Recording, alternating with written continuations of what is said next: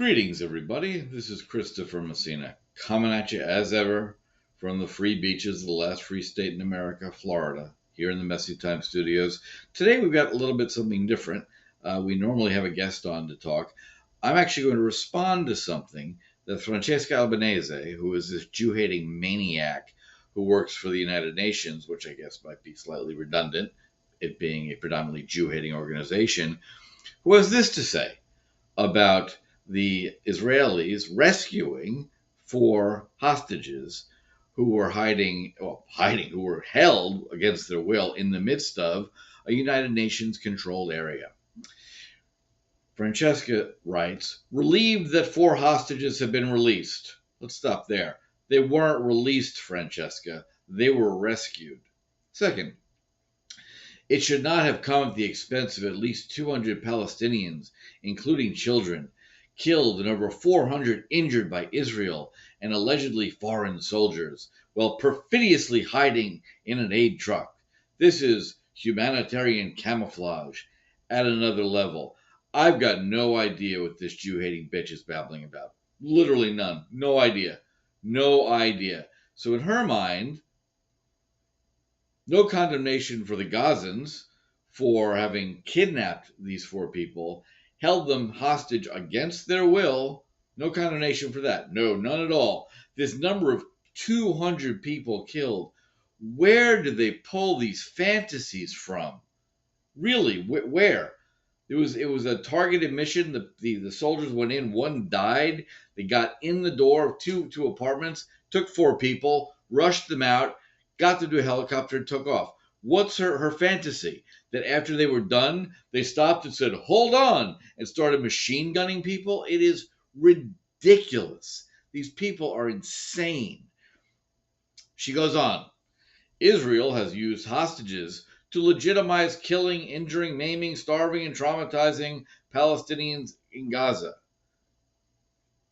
The hell does that mean? I really, what does she think that means? What do other Jew haters think that means? If you don't want to get invaded by the IDF, how about you not rape, murder, and take hostages?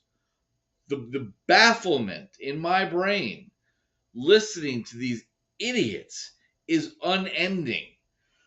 Say it with me, Francesca, there would have been no one injured in Gaza had there not been 4 hostages held against their will. I'll let you swirl that around in your tiny brain, and they can bounce off the 7 neurons you apparently have. Israel could have freed all hostages, alive and intact, 8 months ago when the first ceasefire and hostage exchange was put on the table. Yet Israel refused in order to continue to destroy Gaza and the Palestinians as a people. This is genocidal intent turned into action. Crystal clear. Sure. Are you going to bother to tell us what the terms of that ceasefire were, Francesca? That Hamas would keep all of its weapons, Israel would leave, that the Israelis would release probably every single Palestinian terrorist convicted of murder being held in Israeli prisons?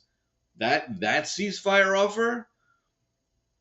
The only good part about the Palestinians getting killed during this rescue operation is, well, that's a bummer. But the great part of the idiotic Western Jew-hating response to this rescue operation, hopefully, is starting to make people who aren't paying attention, who aren't really kind of, that involved with this. That's not their fight. They're not particularly interested in it. But even I could not have predicted the day before the rescue took place that the response from Francesca and the BBC and every Western useful idiot you can think of would be to start screaming at the Israelis for the collateral damage involved in a rescue. Would never have occurred to me. So I guess I give the Jew-hating left, points, credit, for kind of being startlingly original in their thought. Would never have occurred to me to criticize a military for rescuing its people. But apparently, since I don't know, since they clearly can't condemn the Gazans, not Hamas, the Gazan people, because not a single Gazan person has released a hostage. So it's not Hamas, it's everybody in fucking Gaza. Can't condemn them. So we're going to turn around and condemn the people who rescued them on the excuse that, well, if you just turned over tens of thousands of terrorist murderers and let Hamas keep the weapons with which they fully intend to keep killing Jews, then you wouldn't have had to rescue the hostages. The mind reels. Am Yisrael Chai.